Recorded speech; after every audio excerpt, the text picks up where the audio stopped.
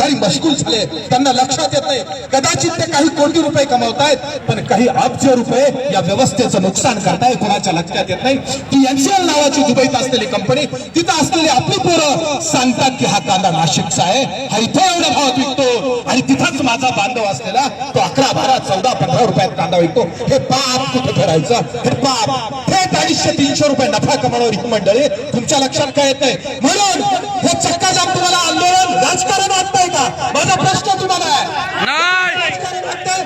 कोपऱ्या कापऱ्यात गणेश निंबाळकरच्या नावानं खडे फाडताना पुढे लागलो, माझ्या नावानं लागतील तेवढे खडे फोडा, पण एकदा तुम्ही केवढं पाप करताय हे लक्षात ठेवा. बरोबर? आज या ठिकाणी तुम्ही सगळे जमला, 2 ऑक्टोबरला कोण कोण येणार? सर्व कोण येणार? आणि आपल्या असलेले शस्त्र म्हणून वापरायचे, प्रत्येकाने त्या ठिकाणी यायचं, पेटून उठायचं आहे, घाबरायचं नाही. हे आयुष्य एकदाच आहे, एकदाच तुम्हाला मरण येणार आहे, परत परत मरण येणार नाही.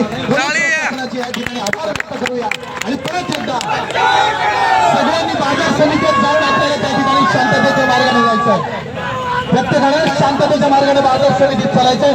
पोलिसांचं या ठिकाणी आभार व्यक्त करूया आणि प्रत्येकानं आपल्याला पोलिसांनी